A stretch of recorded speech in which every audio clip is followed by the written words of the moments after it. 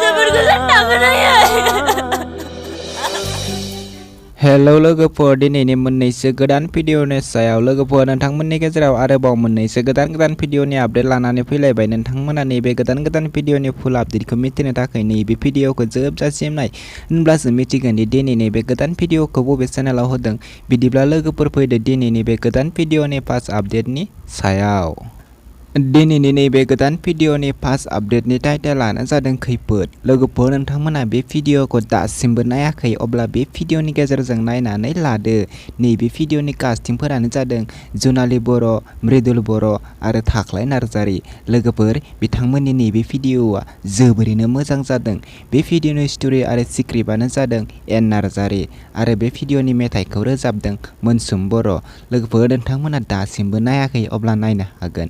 बिथांमोना नैबे भिडिअखौ दासिमबो फुल आपल'ड खालामथ'वाखै।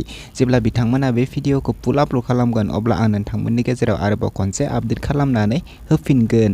नैबे भिडिअनि डाइरेक्टरानो जादों नरेश्वर नार्जारी।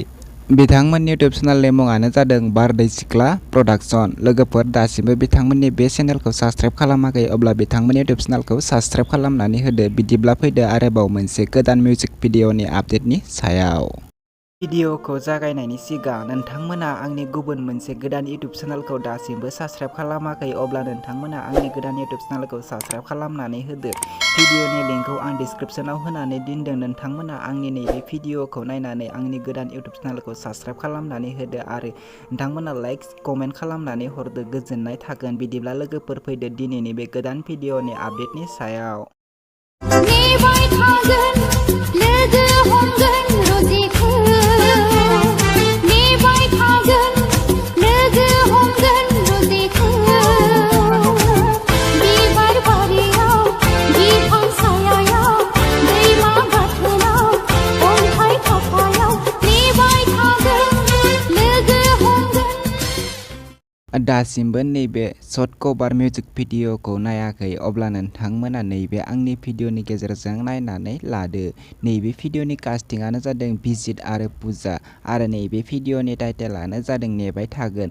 लोगोफोर नोंथांमोना दासिमबो बिथांमोननि नैबे शर्ट मिउजिक भिडिअखौ नायाखै, अब्ला नोंथांमोना बिथांमोननि सिनायथि फिल्म प्रडाक्शन इउटुब चेनेलाव थांनानै नैबे गोदान मिउजिक भिडिअखौ नायहैनो हागोन आरो नोंथांमोना बिथांमोननि बे इउटुब चेनेलखौ दासिमबो साबस्क्राइब खालामाखै, अब्ला बिथांमोननि इउटुब चेनेलखौ साबस्क्राइब खालामनानै होदो। बेफोरबायदिनो गोदान भिडिअनि आपडेट मोनबाय थानो थाखाय।